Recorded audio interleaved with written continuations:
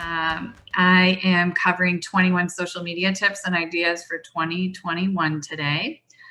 This is the second, actually the third webinar in a series of 4 webinars that Cornell Cooperative Extension Sullivan County is hosting. And this one does sort of pick up on the first webinar about branding. So if you want to go back and review that, it would be a great foundation, but it's not necessary at all.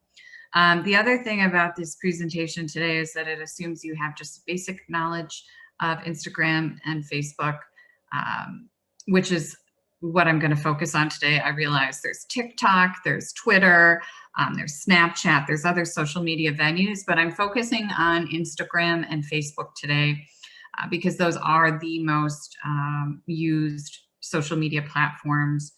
Actually, YouTube is the most used social media platform, but Facebook and Instagram are more of what you think of when you think of social media. So that is our area of focus today, and we can go ahead and dive in. Since it's a small group today, we can pause if you have a question, idea, or comment. So no worries there. And I am going to try and wrap up by about 10:50, so there's plenty of time for questions and discussion. So the tips and ideas you're going to gain today, we're going to start kind of from the why. So the logic behind why you should, or why you're making a post on Facebook or Instagram. A lot of times it becomes, well, something I must do. So I have these platforms and I just have to put something up on them. And because social media is in real time, there's this pressure to always post something. And a lot of times clients I work with get so caught up in feeling that pressure to post that they're not thinking, well, why am I doing this? Why am I sharing this post? Or why am I creating this post? So stepping back for a framework first is what we'll do. And then we'll go into 16 post ideas for Facebook and Instagram.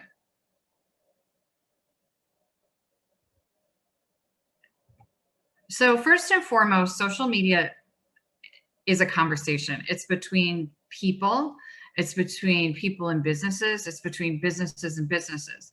But even when there's a conversation between a business, it still is as if a person is talking. It's very casual. It's typically casual, approachable, friendly. It's like having a conversation with someone. Even in the most formal settings, there's still an element of personal connection when you speak with someone. And we want to think about that when we're on social media too, that it is a conversation, it's a two-way street, and it's there is that personal connection there that sometimes I think we forget. Again, we get on Facebook and we make a post and it's almost as if we're shouting. We're not waiting for a response, or we're not speaking, if you will, when we post in a way that invites conversation or invites a response. It's almost like we're just shouting or we're giving a speech. And what's interesting is that is more like traditional media, television, print, billboards. Traditional media like that is speaking to the public or speaking to someone without expecting a response. Social media, you are speaking and you should be expecting a response, or you should be posting and taking action in a way that incites conversation. That's how you're going to get the best return on investment for your time and money.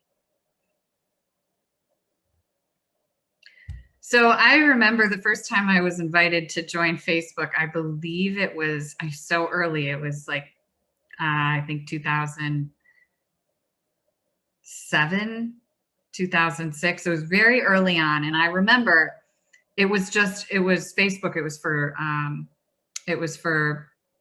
actually at the time, I think it might've been college students. But it was specifically for people. There was no such thing as Facebook for businesses or brands, or in your case, a farm entity. That just wasn't what it was built for. So I think that spirit, going back to that's the origins of Facebook, and remembering that is going to be really helpful. By the same token, Instagram was created for like a selfie sharing platform. So sometimes it's veered away from that as well. And you obviously see photos of a lot of different things and graphics of a lot of different things. But keeping, again, the origins of these media in mind will, I think, help you stay on track and create posts that are more friendly and more approachable. So now we're going to kind of, you know, with that knowledge, what can you do? How can you take action on that? What you want to do is come up with your business's personality. So you want to think of yourself, even though you're representing your farm or your, you know, let's say personal care, like you make soaps or whatever you are producing, that's your business, but your business needs to have a personality. When it's a small business, there's kind of a merging of personal and professional, and that's okay. So if you, like Barbara, for your business, if it's just you and you interface with customers, it's okay to inject your personal personality into your business. Larger businesses, or when there's where you maybe have a personality that's different from your business, you still need to come up with a persona for your business, and that's part of a brand. So that's why I referenced the first presentation in this series, as we kind of go deep into what a brand is. But kind of a crash course here is thinking of your business as a person. What are 5 personality traits of your business? And I find the easiest comparative example, even though it is not in agriculture and is not a small business, is the comparison of Starbucks and Dunkin' Donuts.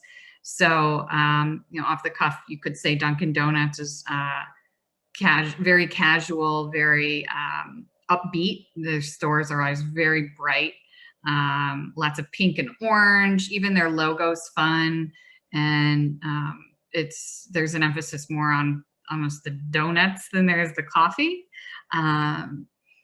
So it's fun, it's lighthearted, very approachable, kind of goofy sometimes. Then you have Starbucks. And Starbucks, still approachable, but it's a brand that I think is a little, let's say Starbucks would wear all black, Dunkin' Donuts would wear polka dots. So Starbucks is a little more serious, sophisticated, I would say. There's, sophisticated, serious. You're someone you still would want to get to know. Maybe you're more aspiring to, maybe a little aloof. And it's not a knock on them. It's part of their brand. It's what has made them a distinctive household name. Is the Starbucks is kind of an upper class coffee brand. So you can see here that these are 2 coffee shops, but completely different. And they also have, when you highlight your business's personality, the other thing that's going to do is solidify who you are in the customer's mind. So they start to expect certain things from you. So when you're on social media, you want to make sure you use your personality and your persona in a way that's consistent. You don't want to be goofy one day, very serious the next day, unless obviously you're talking about something lighthearted and then something serious. But overall, you want to have a consistent personality. Think about your loved ones, your friends, your family. They have personality traits that are very different, but you have relationships with. And you want to think of that same interaction when it comes to your business, especially on social media. Because as I said before, it's a conversation, and a personal conversation at that.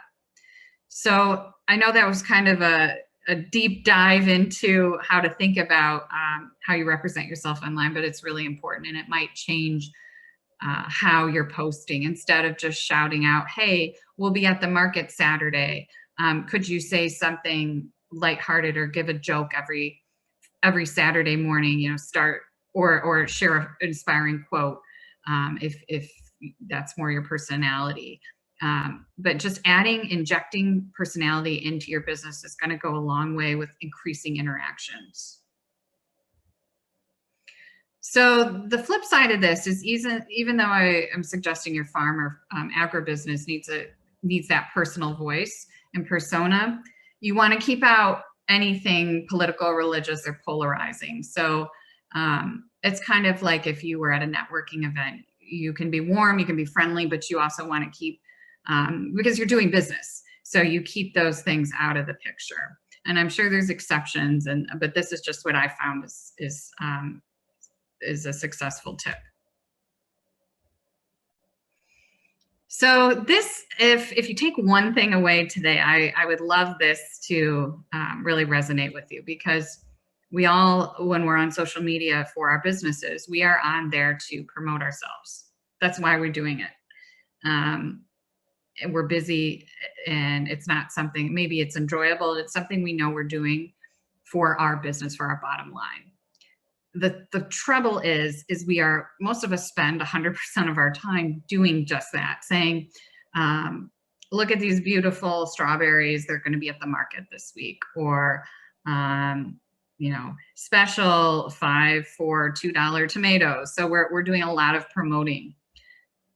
This rule, I did not come up with this. It's kind of I don't know who came up with it. It's just kind of an assumed best practice for social media, but promoting really should only be about 1/3 of what you do on social media. The other time should be spent engaging and sharing, because back to our conversation analogy, if you are constantly promoting yourself, no one wants to be around you. We've all been around someone that's constantly saying how great they are and talking about their accomplishments, and you can't get a word in edgewise, and you don't want to be around them. That's the same with your personality on Facebook or Instagram. If you're always just talking about yourself, it's not, people don't want to engage with you. So what does engagement and sharing involve? Engagement is just how it sounds. You are interacting with your customers or other businesses. So to activate that, you don't just need to sit around and wait for someone to leave a comment on your profile. You can actually start following other pages on both Instagram and Facebook. And Facebook finally made this easy to access. You can create a news feed of other businesses and organizations for your business and follow them. So you've got your personal news feed, but then you click a button and it says view your page's news feed. And you can spend 1/3 of your time going through and leaving comments and saying, maybe if you follow another market or a market that you're a vendor at, you can go on and say, we can't wait to be at the market this Saturday. And what that does is 2 things. You're showing you're active and engaged. Other customers are going to see that. And you're also subtly getting your name out. So you're still promoting yourself, but it's in a way that's not so overt. So people are going to see your logo and your business name, and they may click on your profile and start following you. So engagement is so important. Again, you want to make sure you keep it positive. Don't engage in back and forth under the name of your business. It's not good. So sharing, what does that mean?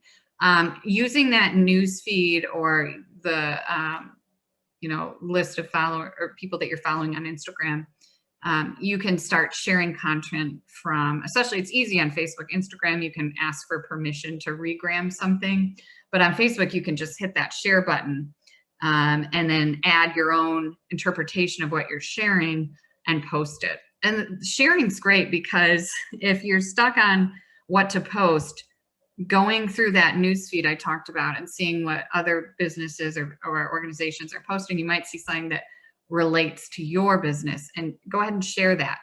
What that's going to do is that the business that you shared the article or photo from will get an alert that you shared their image, and they may start following you, or they may start sharing your content, which is going to give you more reach. So again, sharing and engaging are not overtly promotional, but you're not just wasting time. This is useful. It's going to get you better results.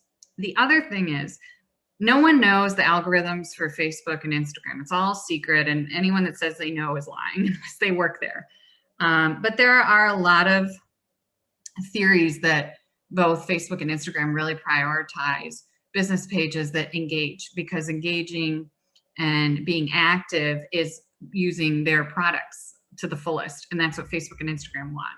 They want more engagement because they want more people to stay on these platforms. So the more that you are engaging and sharing and not just promoting, They may start, and this is all, theoretical, but they may start favoring your page, maybe sharing more of your content because they see that you're more active. You, meaning your business, is more active on social. So that's the rule of thirds. Now the pace of this presentation is going to pick up. Those are sort of my very theoretical things. Actually, there's one more, and then we're going to get into more ideas and it'll move a little faster. So I did this last time, but Barbara, this will be fun if you want to chime in. But I always ask people what is different about this picture or what is notable, and I just wonder if there's anything that sticks out to you.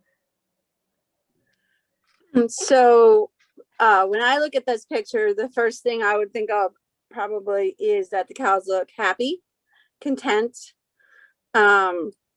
So if I was looking at a product, instead of looking at cows lined up in a dairy barn, I may think that this is more appealing to me. This is, it's so funny about this is I know that you work with animals. So I've never gotten this response, and it is so wonderful because you're right. Promotionally, this is like the best image because it shows happy cows and they're out to pasture. But yeah, so is there anything else you would notice?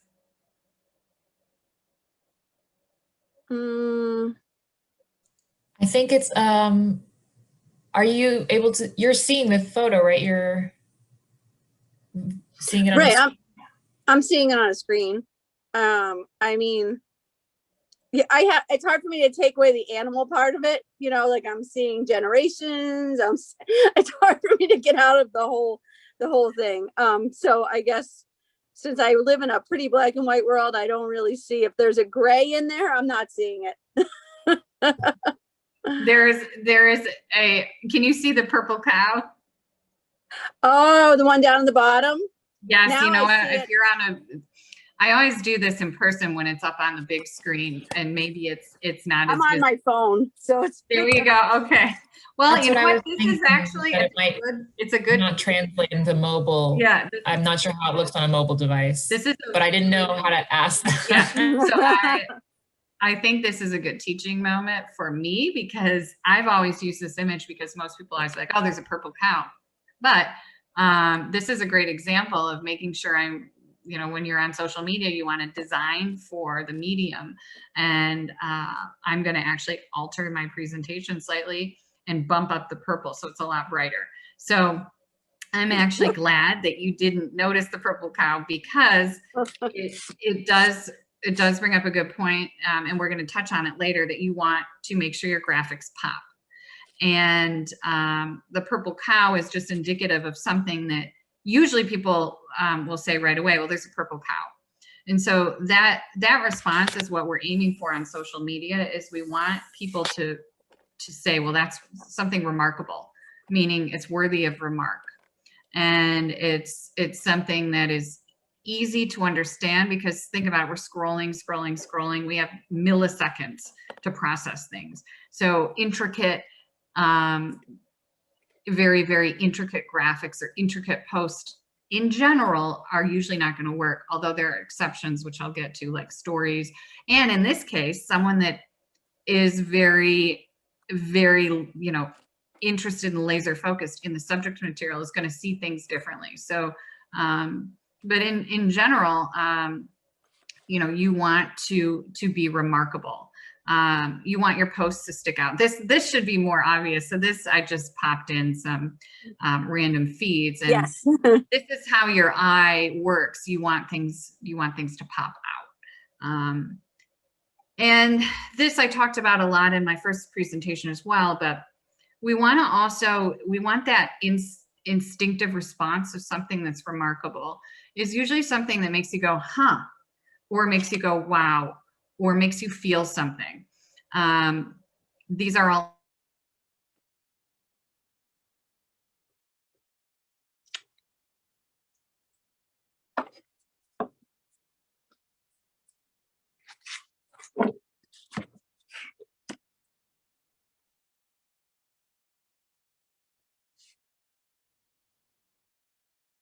do those things, then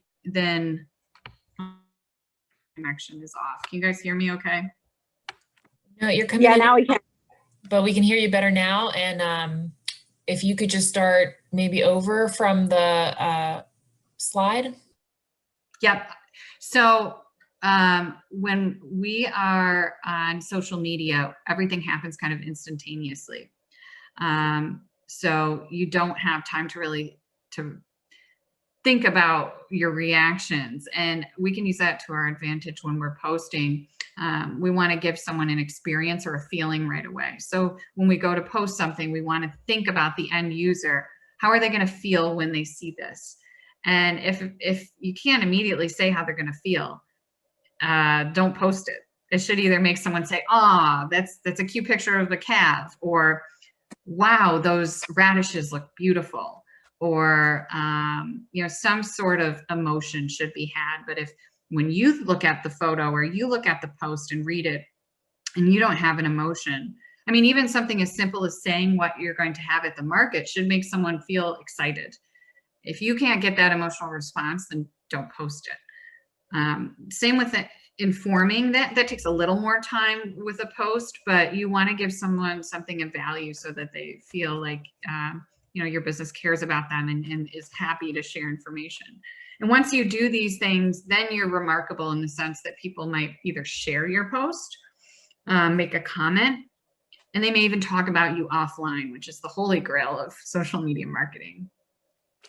So this is something that I've kind of come up with, and it's helped me when I go to post things. This is another test. Just say, would you show or tell a friend in real life? Or what was that? Oh, nope, sorry. Ask yourself if you would share this information in real life with your customers. And again, if you can't, or show a picture of something on your phone and say, "Hey, look at this." If you wouldn't do that in real life, then don't bother doing it online. So now there's kind of 2 or 3 tips that are more organizational. And the first one is you want to define the time that you have and the tempo that you're going to post. A lot of times when people start off with social media, they're really overzealous and they'll post like 3 times a day or every day for a week. And then they start realizing it's a lot of work and they'll go to every 2 weeks, and then things fizzle out and they'll go months.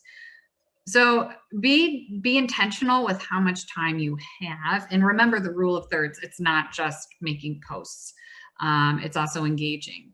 So just be honest with yourself. Do you have 1 hour? Do you have 30 minutes? Do you have 2 hours?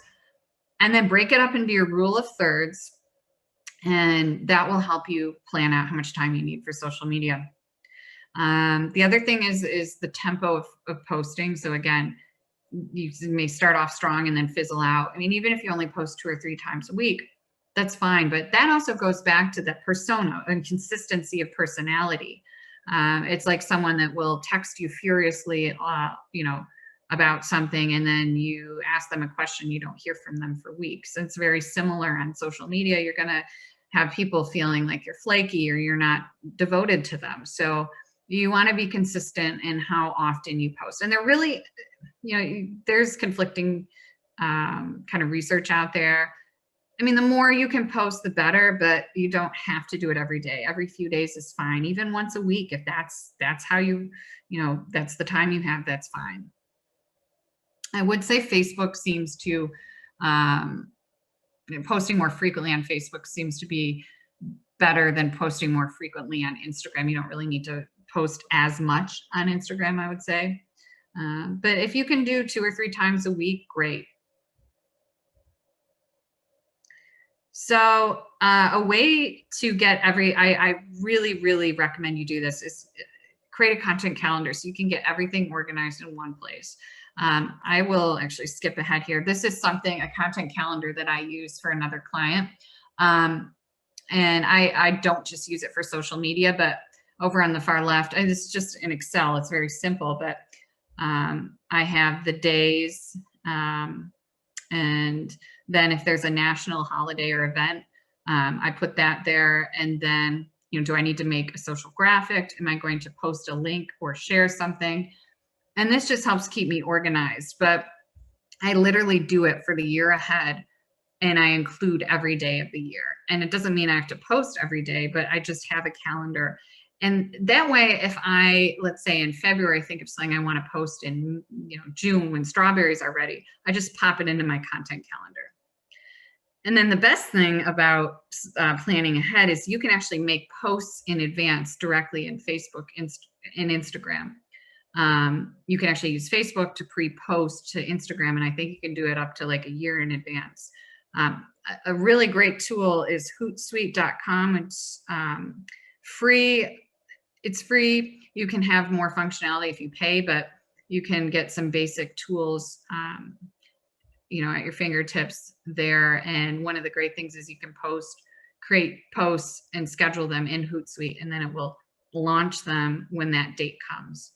So it's basically spending some time now before the market season really gets going to plan out some of your posts. Now, things like, you know, exactly when sweet corn comes in, you're probably not going to know, but you can at least put in your content calendar, you know, post about sweet corn, and maybe you have a funny joke that goes with it that you want to use, and just put it in your content calendar around the time sweet corn would be ready. The other thing is, where do you go to get graphics? And there are tons of, you know, post makers actually in Instagram and Facebook now. You can add captions, graphics, in Instagram stories. You can add a lot of cool features.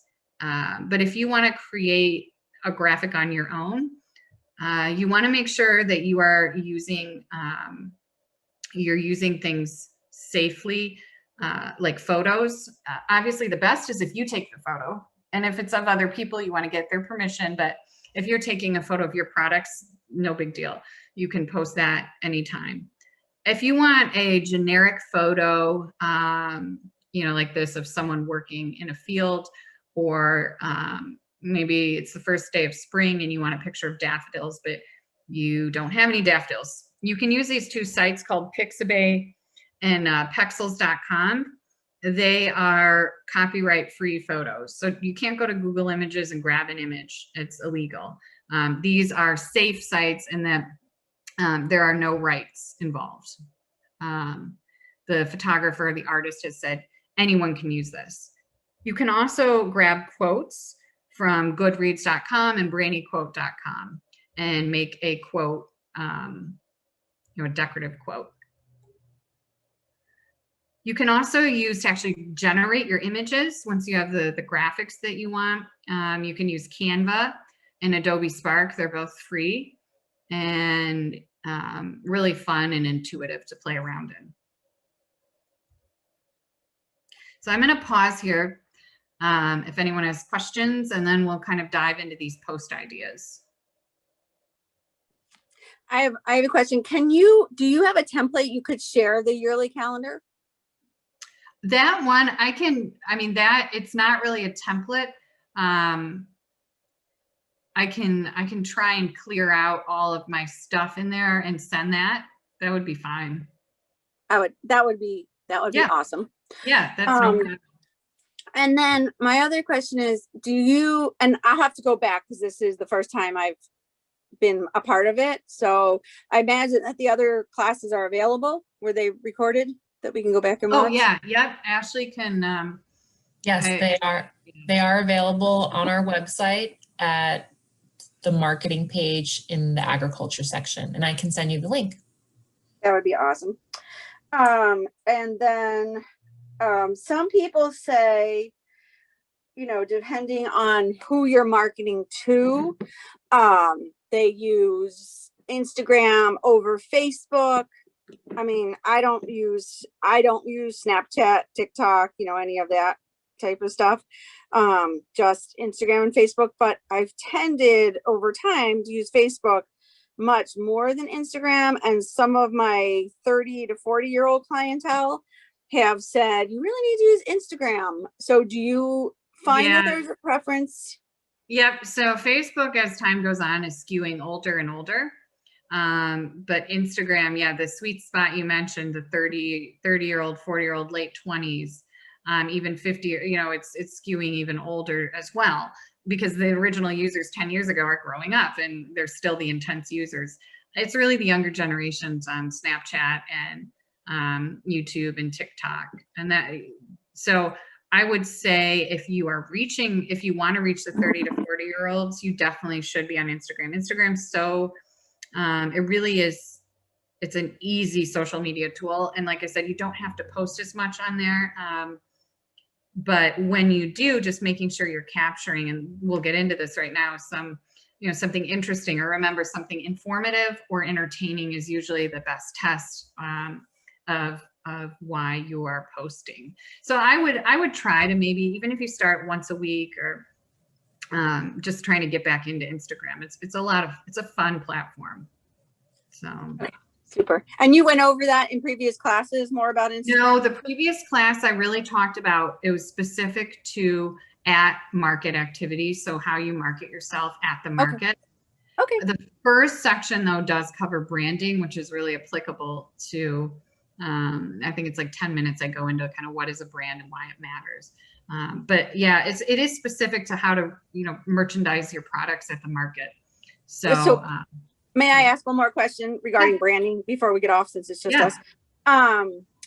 So I have a farm brand, and the farm is well known in the county. So, but the farm brand is interchangeable. So my farm predominantly offered riding lessons, events, horse boarding, livestock, education, it all kind of wrapped into that. And so I don't want to skew too far from my brand, because everybody knows the name and such. Do you think that that's an issue if I wanted to do like pop-up things?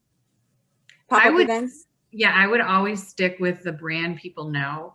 Okay. And use that unless you're doing something totally, if it's involving livestock or horses, agriculture, like stick with the name you've been using. And that's actually one of the rules of a good brand is it memorable? Is it unique? And most importantly, is it used consistently? And I always should talk about the John Deere example, that they've had essentially the same logo and the same name since like 1870.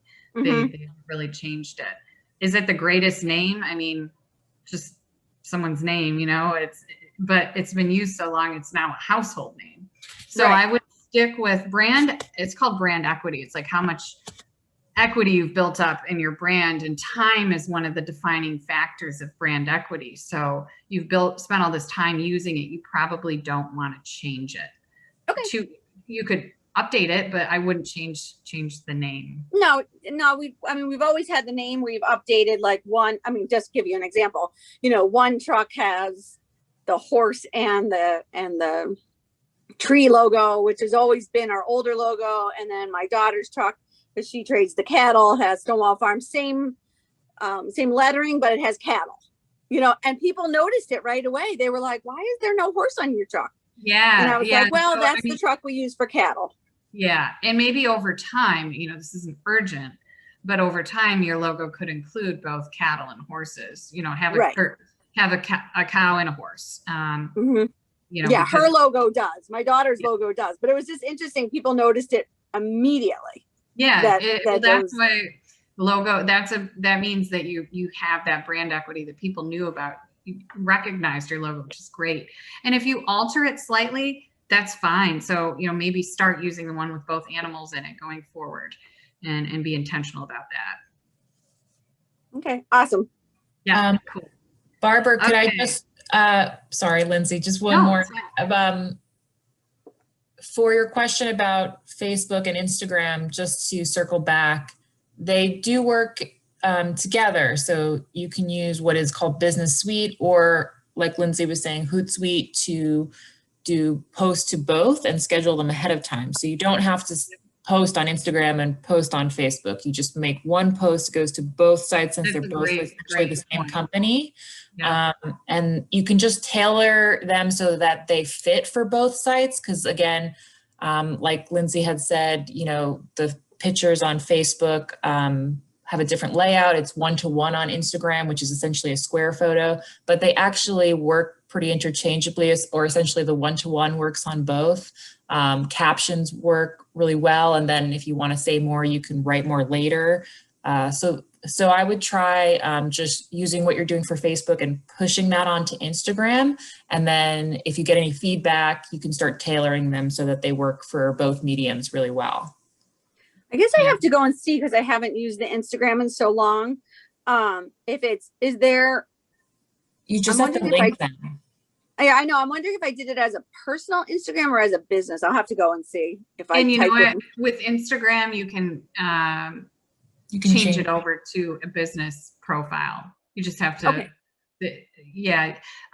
If you Google, I actually had to do that the other day. If you look it up, there's step-by-step instructions. Like it takes 2 minutes, and then you can do what Ashley's saying, and it's a great way to kind of test the waters and see if people are interacting with what you post. Perfect. I will do that. Okay. So yeah, I am going to dive into our social media post ideas. I usually spend about a minute on each, so we should still wrap up about, it'll be closer to 11, but this should just kind of get you thinking. And a lot of times when I share some of these ideas, it gets people thinking of other ideas. So I hope this part is helpful. Some of these are from years ago, but I've loved them, so I've kept them in my presentation. But one of these is Shenhoppel Farm. They're actually in your neck of the woods. They used to vend at Roscoe and I think Callicoon. But an idea is to share an insider's look at your life as a farmer, or, you know, in your case, Barbara, working with livestock, because people want to go behind the scenes. They want to see things that they normally wouldn't see. They don't want that perfect picture of a cow standing in a field, because that's just commonplace. But could you show them, you know, a calf that was just born, and you know how you warm them if they're not warm enough. This I thought was cool. They used an infrared picture to show the hives during the winter, and I love their tone. Here, you know, they work with bees. Sorry, I should have mentioned that. But it said, "Happy New Year, everyone. Bees be with you," instead of "Peace be with you." I thought that was really, like, they're very witty. But this was interesting. I mean, I would never have guessed that you could see into a hive with infrared photos. Another, you know, way to kind of take people along your journey as a farmer is to share discoveries, and it does not always have to be related to your product. Like this, the newt that they shared here, I think it's so interesting. I mean, I always forget in upstate New York that we have newts and salamanders. So I thought this was really cool that, you know, they just shared something that they discovered and took you along for that journey. So as you're noticing here, they're not always promoting their product. This is kind of actually, I would actually consider this a sharing under the rule of thirds. This is sharing, because you're just sharing information or something, or not information, sharing a discovery or something about life on your farm. This guy looks so blasé and uninterested. But the point here is always put your face first when you are, or you, not always, but think of times when you can feature your face, especially on Instagram. There's a study at Georgia Tech, and they found that on Instagram, photos with faces get about 38% more likes. And I think that that's still true. The study, I think, is a few years old, but we always, I shouldn't say we, but farmers and agribusinesses I work with take so much pride in their products. Sometimes I think they get caught up with featuring their beautiful products too often and forgetting to show who they are and their family, if your family's comfortable with it. But showing the people behind the product is really important. And I'm not just talking about a distant shot, again, you know, someone standing in the field with the cow. That's not so interesting. But if it's maybe, you know, it's a really rainy day and you come into the barn and take a picture and say, you know, and do a selfie and say, wow, you know, out with the cows, you know, in this downpour. and that does two things. You're putting your face first, so people are getting to know you, but you're also subtly saying, hey, I work hard and I care about my livestock, and that's going to come through in the products that I bring to you at the market. This is Tripani Farms in your area as well. But here they are working, they're out in the field smiling, but this is close up enough that I think you get that benefit of showing faces. And I like this one because, yeah, they have the faraway pictures, so you get the scale, but then you can see up close who these people are, and these are the people that you would see at market too. This is a new concept, I'd say new in the past few years, of influencers. And we all know, like, the notorious influencers like the Kardashians, businesses will pay millions to get them to mention their product. But that concept actually is playing out on the local level too.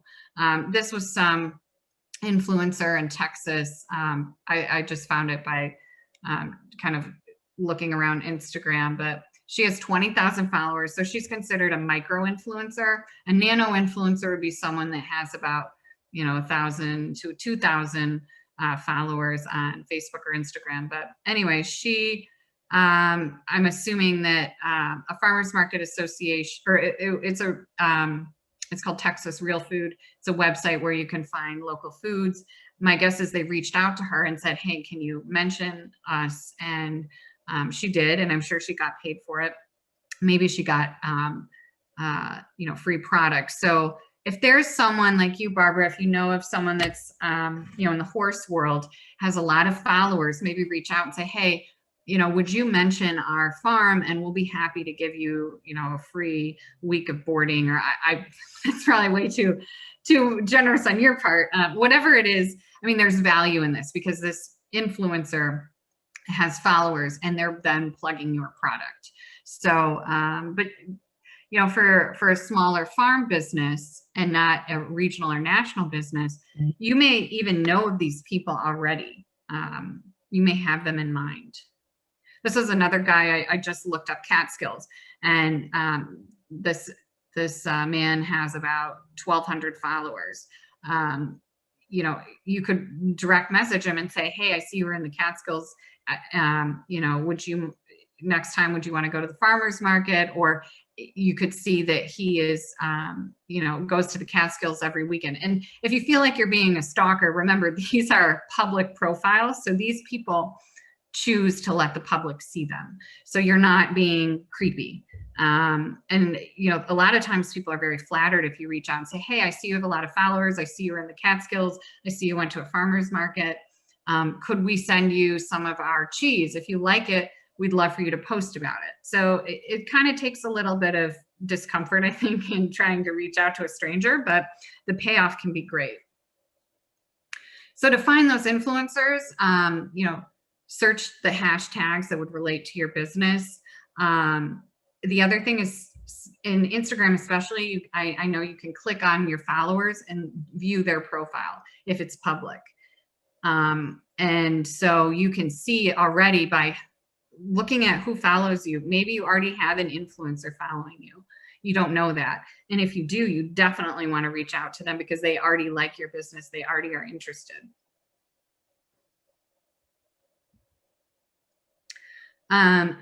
A great way to provide value and not be too self-promoting is to share knowledge. So recipes, storage tips, hacks or shortcuts. Like, do we store apples on the counter or do we store them in the fridge, and kind of give your 2 cents as an apple grower. I used to work in radio, and there were a few studies that suggested that starting sentences with a question is going to yield some better engagement. So this post said, ever tried to fry or bread zucchini flowers? And then they share a recipe. So I thought this was a great post. We talked about making people feel something, and humor. Sometimes I think with culinary related things, you can get a little serious. So if you're always posting recipes and prep tips, people might get a little like, okay, you're sharing a lot of information, but I also want to feel something.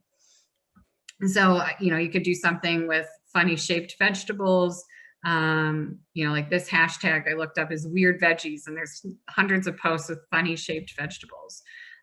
So something like that that's just irreverent and might get someone to laugh. That's just getting them to know you more, and you're sharing your personality or your business's personality. Another thing you can do is kind of tap into the memes, like the Bernie Sanders mittens, and the recent Ever Given ship that was stuck in the Suez Canal. So, you know, you can kind of play around with these memes that go viral. Usually, you know, I said earlier, never steal from Google Images, but once an image is in the public domain, to the amount that it's being created into these memes millions of times over, you're okay. I mean, these images are now, they've been shared so much that in general, you're probably going to be safe. I can't, I have to give my legal disclaimer that I can't say for certain, but the risk would be very, very low if you made a meme out of the Bernie Sanders in his chair. This one is actually not the famous one where he has his hands crossed, but this one has also been created into probably thousands, if not millions, of memes. Another thing you can do to kind of spark an emotional connection with your customers is to kind of get behind a cause. So this was something we did here in Onondaga County, where we had some issues with people that were coming up too close on tractors and farm equipment. So we did this graphic, and it was shared over 800 times. We had a lot of engagement because people felt strongly about it in the agricultural world, and you know, even people that weren't in agriculture. I think it kind of made them stop and think twice. So I mentioned earlier that you don't have much time to grab someone's attention. However, long posts on Facebook, if you word them correctly, and I could do a whole presentation on this because it is very in-depth, but there is a lot of psychology to getting someone to read a long post. And these are the things that go viral. I'm sure you've seen them. They're usually involving strong emotions, heartfelt stories. I call them like Hallmark posts.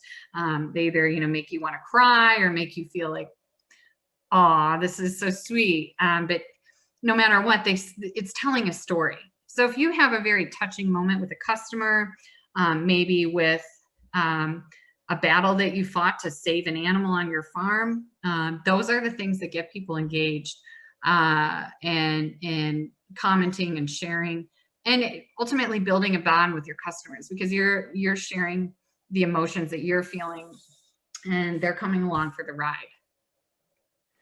So you want to read up on the story arc, just like you had to in high school.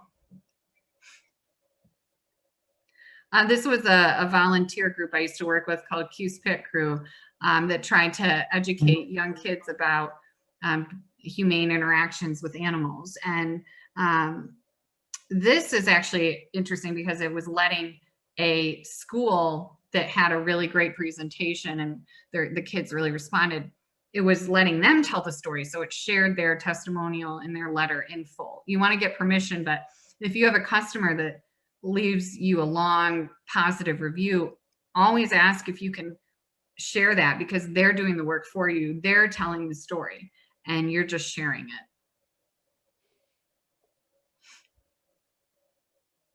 it. This is something I used to use a lot. I still do, but I'll actually just, I use different software now to create videos. But if you want to create videos quickly, the slideshow feature is kind of hidden on Facebook. When you click share a photo or video and click create slideshow, and you can either upload your own graphics or images or select from ones you already have at your profile, and it will create a video. And why does that matter? There's some research again that suggests that Facebook and Instagram both favor videos over photos. Why? Because videos keep people engaged longer than a photo. So consider using the slideshow because you're creating a video and it's very easy to do. It's all automated for you. I'm just going to check my time here. Okay, I'm rushing through the last 5. Another thing is to try and be different. So we talked about the purple cow. Sometimes literally that works. This was years ago for the Liberty market, but it got over 28 shares, which, you know, for a small market, a small post, or a, you know, it's not like we had a ton of followers at the time, but that was a lot. You know, we had 63 interactions and a lot of comments. And I think a lot of the success was because it was purple, purple and pink. And a lot of times with agriculture, we see a lot of greens, we see a lot of browns, we see pops of color here and there, but not a lot of it. So trying to kind of play around with different colors might really trigger some more engagement. So this one's tricky because everyone's afraid of it, but going live on Facebook and Instagram is a really powerful tool to get engagement. You could do a long live video or take people along your daily chores. Again, Barbara, if, you know, say, you know, come on, I'll show you what I do every morning, or I'm gonna, you know, once a month, I'll give you kind of like a tour of what we do in the barn. You could even set up a tripod and let people watch so you don't have to hold the phone. However, when you go live, this is a woman locally here that has an awesome beef farm, and she loves going live, and people love it too. Having your face up close is key. It's like that face first study that shows when you're face first, you get more interaction. That's definitely true with a live video. Her videos always get at least a few hundred views and a lot of interaction too. And they're very real. She gets a lot of laughter emojis. And, you know, she shares the good, the bad, and the ugly of being a beef farmer. Another thing that you can do to really get engagement up with your customers is give them shout outs and feature them. Now, you always want to ask their permission, but this is a great way to kind of shine the spotlight on someone else. And so again, you're not self-promoting your business. The other thing is when you feature a customer, like maybe it's customer of the month or a recipe that they've submitted, they're very likely to share it and say, hey, like, look at this, I was featured on such and such business's Facebook page, or look, my recipe that I love so much has hit the big time. So it's kind of working double duty. This example was, again, for the QSPIC crew volunteer group. They would do a volunteer of the month. And it also just shows that, so you could do a customer a month. It just shows that you are appreciating the people that support you. So another fun post idea is looking up holidays. And I'm not talking about the big ones, although those are great for posts, but there's all sorts of very strange holidays out there. Like today is National Walking Day. I heard that on the radio this morning. It was an oldies station I was listening to with my son, and they were playing all songs related to walking.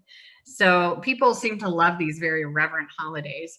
You can see there's thousands of them at holidayinsights.com, but they're great for creating posts. So April 19th coming right up is Garlic Day. So you could create a graphic and share that. I always use hashtags too, because those days will be trending on Instagram especially. And there's a high chance, you know, your post, if it's clever or fun, it could go viral. With these holidays, you always want to cross-check them. Some of them are just, I think they just make them up and no one else is posting about them. So just do a quick cross-check on Google. So if it's Garlic Day, look it up and make sure it really is April 19th. So you should be seeing big companies posting about it. You should see news articles about it. This is just an example for June, all of these national days that would tie into agriculture. And this was just a post that we did on another page, but it was a small thing, but I think because we tagged it National Egg Day, we also tagged a bunch of egg farmers in our area. It got some good engagement. You can also take these national holidays and kind of build on them with promotions beyond social media. So if it's Cheese Day and you, you create cheese, obviously that's an endless amount of ideas, but let's say you sell veggies, you could share a recipe that involves cheese or a cheese dip for veggies. You can also just do plays on words, like not to be cheesy, but we love our customers, in a fun little graphic that you create. And this graphic, by the way, I just use Photoshop, but you could make this in that canva.com or Canva app that I mentioned. And this photo, it's beautiful. It's from that website I told you about, Pixabay. So there's no worries about copyright. Second to last idea is crowdsourcing. So inviting interaction and actually asking for it. It's an obvious way to get engagement. So Barbara, if you have a new horse or a new cow that's born, ask your followers to name it. So that's going to do two things. It's going to get the engagement up with their customers, but Facebook and Instagram will also take notice and say, wow, Barbara's business is getting a lot of engagement and interaction. They must be a really quality business. I'm going to make sure that I show their business to more customers. And again, this is all theoretical, but the algorithms do seem to prioritize pages that get a lot of engagement. Last thing, rethinking events. So Facebook events are really powerful because Facebook will suggest your event to other people for free if they're interested in things that you are featuring at your event. So, I've seen some vendors actually set up an event for every time they go to the market. I think that's excessive. But if you have something special you're doing at the market, set up a Facebook event and just see how it goes. So if you're doing like a tasting or a demo, or I put Strawberry Festival here because let's say strawberries come in, you could do a, strawberry grand opening or strawberry celebration and offer a special deal that, people might want to click on and RSVP to make sure they get that deal. And that is it. And let's see, I was just 5 minutes over. So I can stick around for 10 minutes if we want to go over questions or if you have ideas. I just have one more question. So Lindsay, no that problem. was awesome, by the way. Thank you so much. Good. When you use your hashtags, do you, like, I see some people use 20 hashtags at the end of something so that they touch, all different things. So I would use like hashtag Stonewall Farms, hashtag local. I don't know, like I'm just thinking out loud. So I'm looking for guidance. So hashtags are interesting. And Ashley, I know you're really good with hashtags. On Facebook, I always feel like hashtags are almost like you see them a lot, like almost like humorous. Like I just ate 5 garden fresh tomatoes, and then hashtag sorry not sorry, or hashtag I don't know, but they're used almost like humorously or to add to the post, whereas on Instagram they're more purposeful. And I would focus more on using hashtags. So Instagram, okay, hashtags would be like for this presentation, I was looking at the Catskills and I wanted to see people and what they were posting about in the Catskills to see if I could find anything related to farmers markets. So I looked up hashtag Catskills and just started scrolling through them. But let's say I was really into a certain breed of horse or a certain breed of cow, I would maybe search by that hashtag. So you want to think what people might be searching for. The other thing is Instagram will, again, you don't know how far or how much more visibility you'll get, but if a hashtag is trending, meaning a lot of people are suddenly using it or it's building up in use, then the Instagram may show your post to more people because you're posting about something that's trending. So I would say use it, it's fine to use your farm name. Always use it consistently, whatever you're going to use that same hashtag for your farm name. But try and think of ways to describe what you're sharing, and think about the person that would be viewing it, what they're interested in, and use those hashtags. The other thing is you can use Instagram to check what hashtags are trending. So if you have a certain breed that's maybe very rare, you can search that hashtag and see how many people have posted about it. Okay. So that's hashtags in a nutshell. But Ashley, I would definitely like to hear what you have to say. Well, you very much explain the philosophy or the theory behind how they work. And I agree. I think they're only really worth doing on Instagram. Since you're doing it for business, this is all strategic. So again, you're going to pick hashtags that are going to get you seen. So what Lindsay was saying about, popular hashtags that basically describe your post or your photo. So they have to be relevant. They can't just be like the most popular hashtag, like COVID or something, if it is not relevant to your post. But there are some ones that are really popular in the Catskills that, for example, I use that would be similar to maybe your usefulness as a farm business. But I'll read, and I always use the most, because essentially the more the better, the more you're going to get seen. You're allowed 32. And if I'm going to put in the effort to go back and look at my post and make a comment, I'm going to go ahead and do as much work as is possible. It just seems more efficient to me. So it's really up to you. What I also do is I save them. So I do a copy block on my phone. It's in like a little note. I copy and paste it, and then I'll add one. So like I have kind of like a group of 15 or 20 generally, and then I'll add like 10 or 12 more that are the relevant ones. So for example, I posted National Ag Day, happy National Ag Day to all our farmers. Some of the hashtags were National Agriculture Week, Future Farmers of America, National Ag Day. Those are the relevant ones. Some of my common ones are for like local food. Thank a farmer, no farms, no foods, New York grown, I love my market, farmers markets, know your farmer, know your food, community, eat local, regenerative agriculture. Sullivan Catskills is a great one. It's maybe the most relevant local one. That's the Sullivan Catskills Visitors Association kind of tag. And anyone that does any type of tourism really uses that one a lot. So yeah, I do 4-H grows here, Sullivan Fresh, healthy food for all. Some of those are our personal taglines. So I go back and forth with relevancy, but so I'm doing some trying to promote my own hashtags to make them relevant. I'm doing a little bit of that. And then I'm also, cause that's like the long-term strategy.